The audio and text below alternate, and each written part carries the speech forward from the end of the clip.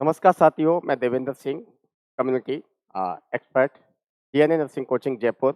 आज हम डिस्कस करेंगे बीसीजी वैक्सीनेशन के बारे में कि बीसीजी वैक्सीन क्या होती है और बीसीजी वैक्सीन को किस तरीके से इंट्रोड्यूस किया जाएगा, क्या प्रोटेक्शन हो सकता है बीसीजी वैक्सीन। देखिए, बीसीजी वैक्सीन के बारे में बात करें तो बीसीजी वैक्सीन और ये जो बीसीजी वैक्सीन है, बीसीजी का मीन्स होता है bacillus Calmette Guerin. Bacillus bacillus Calmette bacillus Calmette Guerin bacillus Calmette Guerin BCG vaccine bacillus Calmette Guerin और ये एक बैसिलाई वैक्सीन होती है जिसको डिस्कवर किया था कालमेट और ग्यूरेन ने। ये कालमेट और ग्यूरेन तो साइंटिस्ट थे, इन्होंने बीसीजी वैक्सीन के बारे में बताया था। और जो बीसीजी वैक्सीन होती है ये डिस्कवर हुई थी डिस्कवर्ड इन 1921 1921 के अंदर बीसीजी वैक्सीन को डिस्कवर किया था कालमेट और ग्यूरिन ने। इन्होंने बताया था कि जो बीसीजी वैक्सीन होती है फॉर द प्रोटेक्शन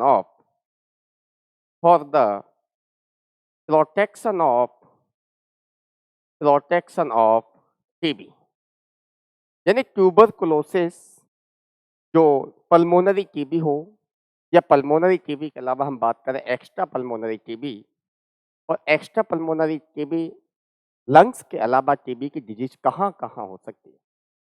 इसमें देखो, एक तो मेनिंजाइटिस यानी कि ब्रेन का टीबी हो जाए, इसके अलावा हम बात करें स्पाइनल को टीबी या फिर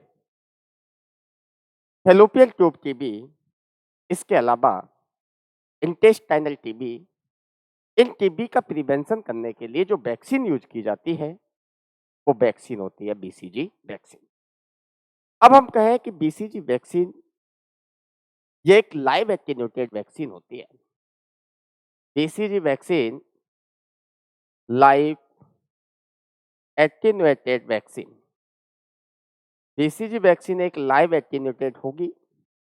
लाइव का मीन्स होता है कि जो बीसीजी के अंदर बेसिलाई होगा वो बेसिलाई लाइव होता है। बेसिलाई लाइव होगा और ये बेसिलाई की जो डिजीज कॉजिंग कैपेसिटी होती है उसको रेसिस्ट किया जाता है, यानी रेजिस्टेंस किया जाएगा। और रेजिस्टेंस करने के बाद इस वैक्सीन को क्या किया जाता है, इंट्रोड्यूस किया जाता है। अब हम बीसीजी वैक्सीन के बारे में और बात करें कि जो बीसीजी वैक्सीन है, बीसीजी वैक्सीन को हमेशा डाइल्यूट करने के लिए डाइल्यूट बीसीजी वैक्सीन डाइल्यूट इन 0.9% एनएस, 0.9% नॉर्मल सेलाइन और 0.9% नॉर्मल सेलाइन के अंदर बीसीजी वैक्सीन को क्या किया जाता है, डाइल्यूट किया जाता है। बीसीजी वैक्सीन को जैसे डाइल्यूट किया और डाइल्यूट करने के बाद में for the prevention of TB, यानी कि टीबी का प्रिवेंशन करने के लिए बीसीजी वैक्सीन को एडमिनिस्टर किया जाएगा। नेक्स्ट यहां से क्वेश्चन बन सकता है कि बीसीजी वैक्सीन को आफ्टर डाइल्यूशन कितने हॉवर्स के अंदर इंट्रोड्यूस कर सकते हैं। तो BCG after dilution administer administer within 4 to 6 hour, 4 to 6 hour, यानी डाइल्यूशन करने के बाद बीसीजी वैक्सीन को 4 से 6 घंटे के अंदर एडमिनिस्टर कर सकते हैं। इसके लिए एक स्पेशल सिरिंज यूज की जाती है और उस सिरिंज का नाम होता है syringe for BCG syringe for BCG omega omega state syringe. यहाँ ये क्वेश्चन काफी बार एग्जाम के अंदर पूछा हुआ है कि वो कौन सी सिरिंज होती है जो बीसीजी वैक्सीन के अंदर क्या की जाती है, यूज की जाती है। मैं आपको एक शेर सुनाना चाहूंगा कि मोहब्बतों में ना किसी से गिला रखना और हो सके तो खुदा के सिवा किसी से आसरा न रखना। मंदिर, अगर तुमने किसी के दिल का, किसी के प्यार का दीपक जला लिया दिल में, तो उसकी आंच भी सहने का हौसला रखना।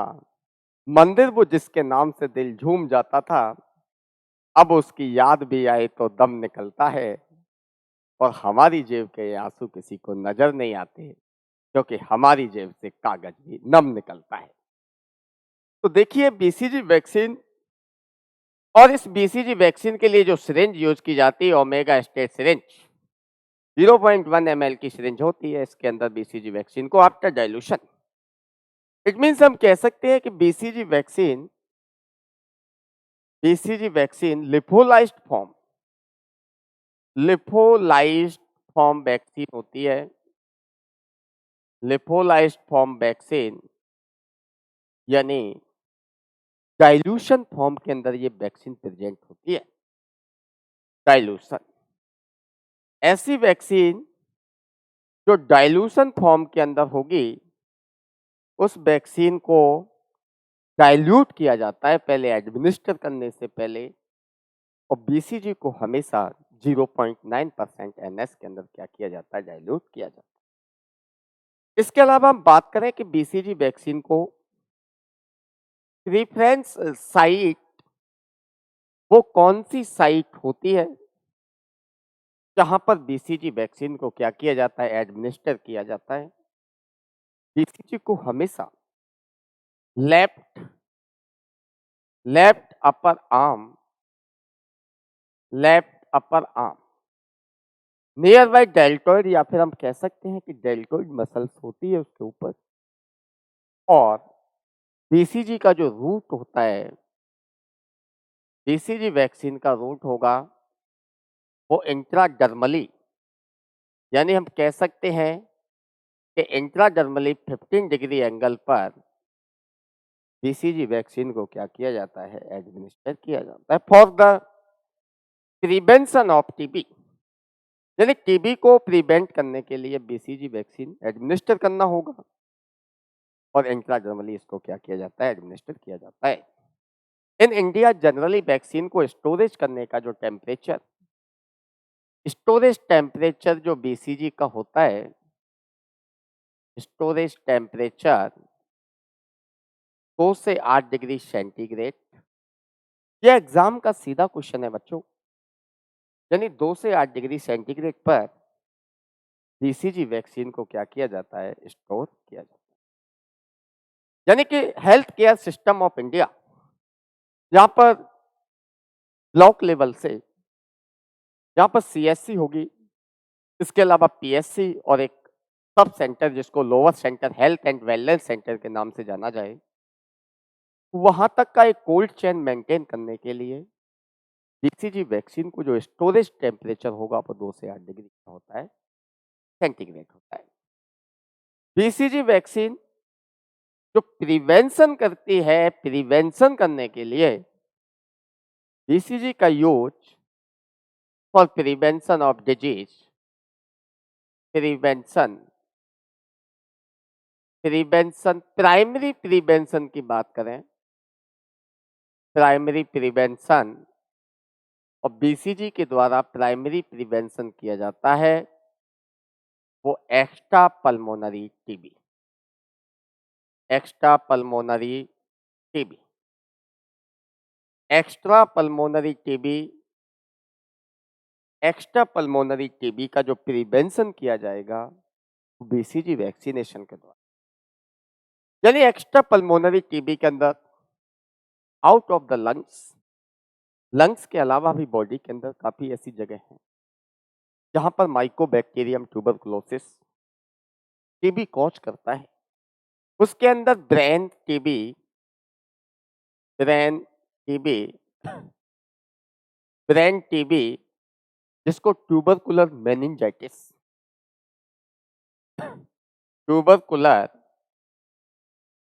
Tubercular meningitis tubercular meningitis brain TB tubercular meningitis को ट्रीट करना। Spinal cord TB, spinal cord TB, ऑर्स स्पाइन, ऑर्स स्पाइन, इसके अलावा fallopian tube TB in female, fallopian fallopian tube TB in female, female के अंदर फैलोपियन ट्यूब की TB को ट्रीट करना, और इंटेस्टाइनल या फिर stomach TB, intestinal stomach TB को ट्रीट करने के लिए, इंटेस्टाइनल और स्टोमक टीबी को ट्रीट करने के लिए BCG vaccine as a primary prevention काम करती है।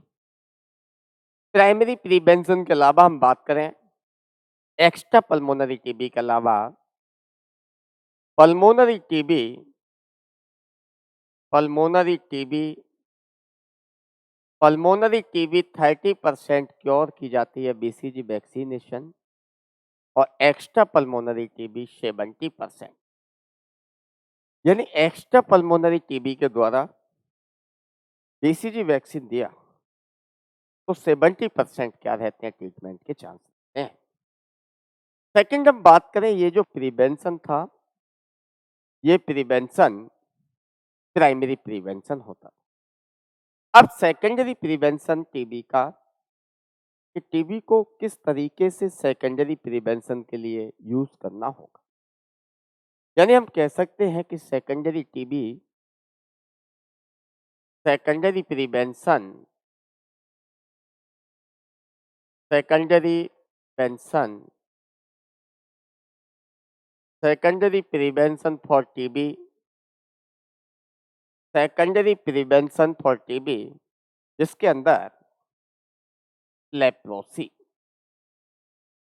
लेप्रोसी, इसके अलावा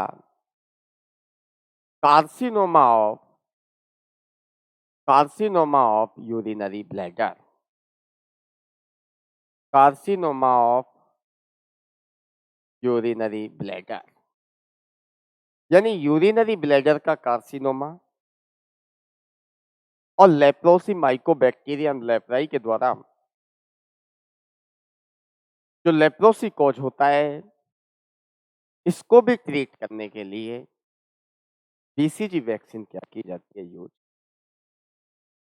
तो अर्ज क्या है कि तुम मिलो और कुछ बात हो जाए, घिरे चारों तरफ से बादल और फिर बरसात हो जाए, मैं तुमको कार से लेके निकलूं कहीं घूमने के लिए, टायर हो सारे पंचर और फिर रात हो जाए। यानी कि लेप्रोसी को प्रिवेंट करना, और इसके अलावा कार्सिनोमा और ब्लैडर, इसी को भी प्रिवेंट करने के लिए बीसीजी वैक्सीन क्या किया जाता है, यूज किया जाता है। बीसीजी वैक्सीन दो टाइप से होगी, यानी BCG vaccine at work vaccine, BCG is at work vaccine, at work vaccine, जिसका single dose at work vaccine होती है, सिंगल डोज एट वर्क पर वैक्सीन देनी होती है, उसके अंदर एक बीसीजी, इसके अलावा ओपीवी, इसके अलावा हेपेटाइटिस बी, जिसमें मोस्ट प्रिफरेंसेबल वैक्सीन जो होती है वो कौन सी होती है, बीसीजी, और ये सिंगल डोज वैक्सीन होती है। यानी बीसीजी वैक्सीन टू टाइप से होगी, BCG vaccine, BCG vaccine have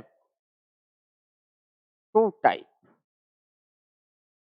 BCG vaccine have two type, BCG vaccine दो टाइप की होती है। अगर किसी पर्सन को प्राइमरी प्रिवेंशन के लिए बीसीजी वैक्सीन लगाना है, तो प्राइमरी प्रिवेंशन को ट्रीट करने के लिए डायरेक्ट बीसीजी क्या की जाती है, एडमिनिस्टर। और अगर किसी पर्सन को सेकेंडरी प्रिवेंशन के लिए बीसीजी एडमिनिस्टर करना होता है तो इनडायरेक्ट बीसीजी एडमिनिस्टर करते हैं। बीसीजी का जो dose calculation, BCG vaccine dose या हम कह सकते amount up to 1 month, up to 1 month यानी एट बर्थ से लेके at birth to 1 month BCG vaccine का जो अमाउंट इंट्रोड्यूस किया जाता है 0.05 ml, 0.05 ml।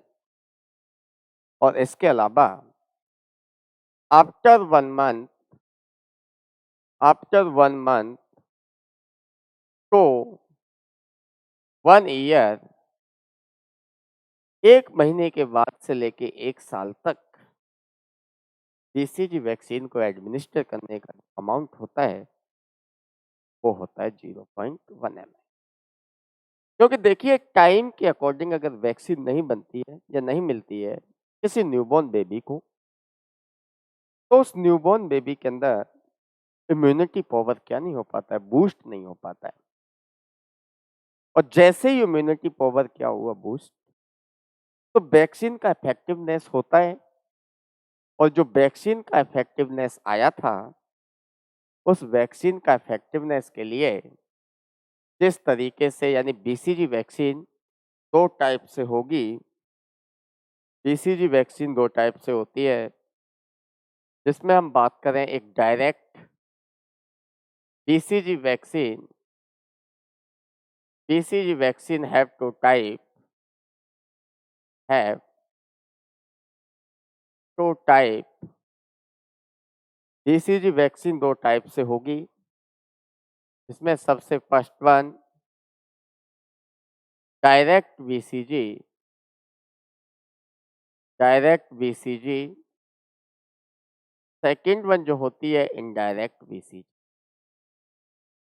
एक तो डायरेक्ट बीसीजी होगी, दूसरी जो होती है इनडायरेक्ट बीसीजी।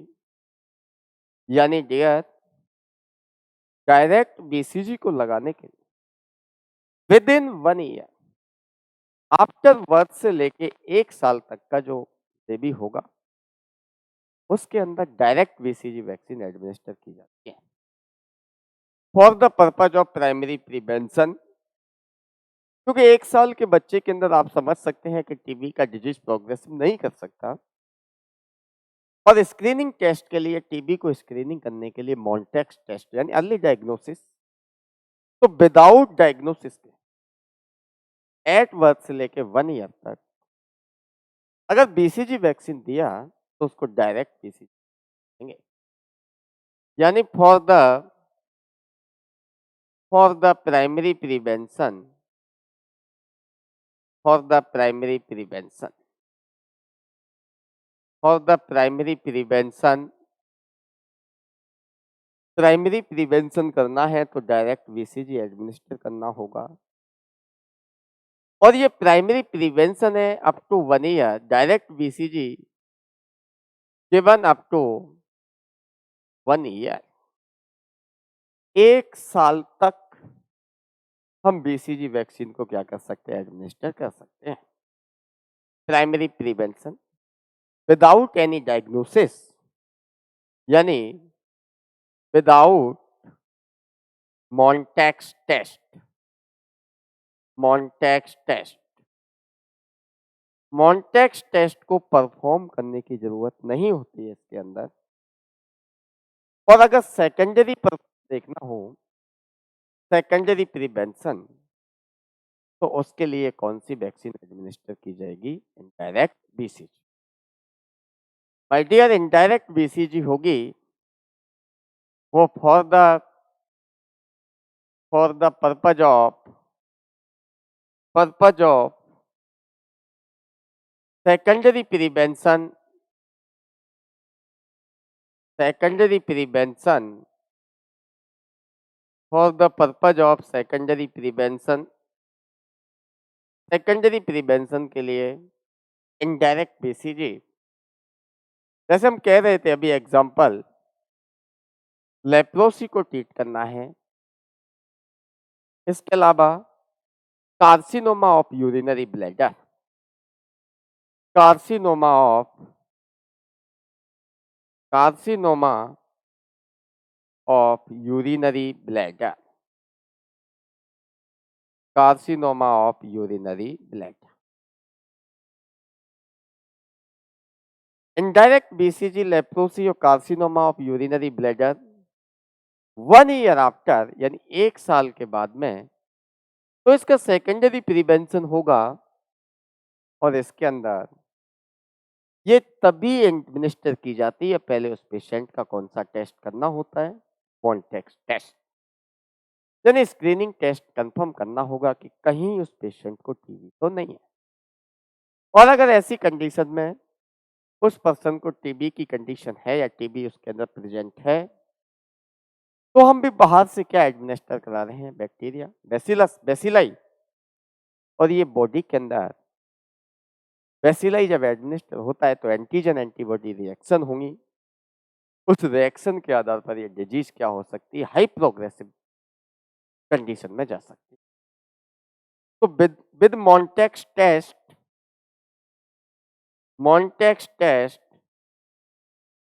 पहले उस पेशेंट का कौन सा टेस्ट करना होगा, मॉन्टेक्स।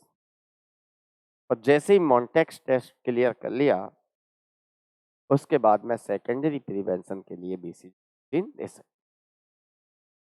बीसीजी वैक्सीन लगाया तो बीसीजी वैक्सीन क्या करती है, बीसीजी वैक्सीन 2 to 4 वीक तक मैक्यूल का फॉर्मेशन कराएगी।